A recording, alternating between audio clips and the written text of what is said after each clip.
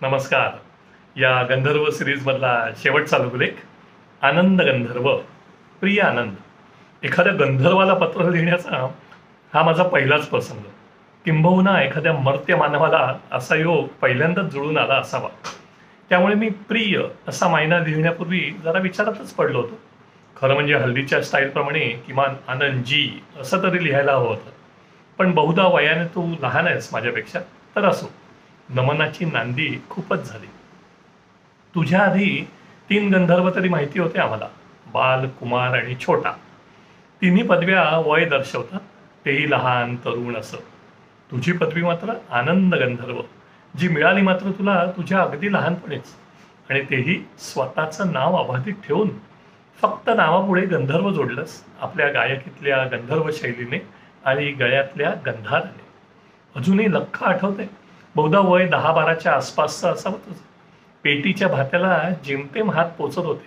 कृष्ण धवल दूरदर्शनवर कार्यक्रम असायचे मात्र एकूण-एक रंगीत. अशाच एका रंगीत संगीत कार्यक्रमात तुला लोकांनी पाहिलं, तेही थेट बालगंधर्वांनी गायलेली नाट्यपदं गाताना. तीच फिरत, तशाच ताना, तसाच लढिवाळपणा. आवाज मात्र खणखणीत, वयाप्रमाणे धारदार आणि पातळ. सगळ्यात महत्त्वाचं म्हणजे जबरदस्त पण सहज आत्मविश्वास. गाणं संथलयीत असू दे अथवा वेगवान, लीलया गायचं असतो. लोक प्रेमातच पडले तुझ्या गायनाच्या. बालगंधर्वांचा पुनर्जन्मपासून ते दैवी चमत्कार असं काय काय वाटलं लोकांना. आणि मग कळलं की हा तर आनंद भाटे नावाचा पुण्यातला एक लहान मुलगा आहे. बाकी सर्वसामान्य मुलांसारखा खातो पितो खेळतो, पण एकदा का गायला बसला की साक्षात गंधर्व. आणि मग अचानक तू दिसेनासा झालास. विविध अफवांना ऊत आला. आम्हा रसिकांना मात्र तुझी उणीव जाणवत होती हे मात्र खरं. आणि जसा तू अचानक दिसेनासा झाला होतास तसाच तू परतही आलास. आणि आलास तो इतक्या लखलखीतपणे की जणू हस्त नक्षत्रातली वीजच. मधल्या कालखंडात जे काही तू शिकलास, गायन आणि इतरही, ते सर्व तुझ्या गायनातून आणि वावरण्यातूनही जाणवत होतं. सुशील, सुविद्य, विनयशील माणूस आणि तितकाच आक्रमक, अदबशीर, अस्मानी गायक आनंद गंधर्व.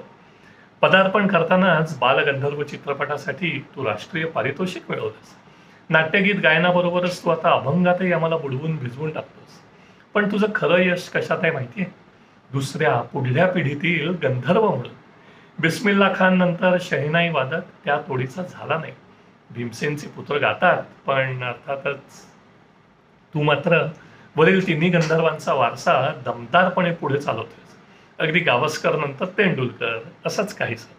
हे पत्र तुला मिळेल की नाही ठाऊक नाही मला, बहुधा नाहीच. पण त्यासाठी मी लिहिलंच नाही ते. या आनंदाने दिलेला आनंद इतका आहे की त्याची परतफेड वगैरे करायची नसतेच. आनंद उपभोगायला पण यायला हवा ना. तुझ्यासारखी गंधर्व या पृथ्वीवर अवतरतात तेच मुळी आनंद वाटण्यासाठी. तेव्हा आनंद वाटत राहा, आम्ही तो लुटत राहू. आनंदाचे डोही आनंद तरंग, तुझा आनंद यात्री मी जो. संकष्ट चतुर्थी भाद्रपद 2018. आजचा बोनस. गंधर्व लघुलेखमालेची सांगता करायला गाणंही तसंच तोलामोलाचं आहे.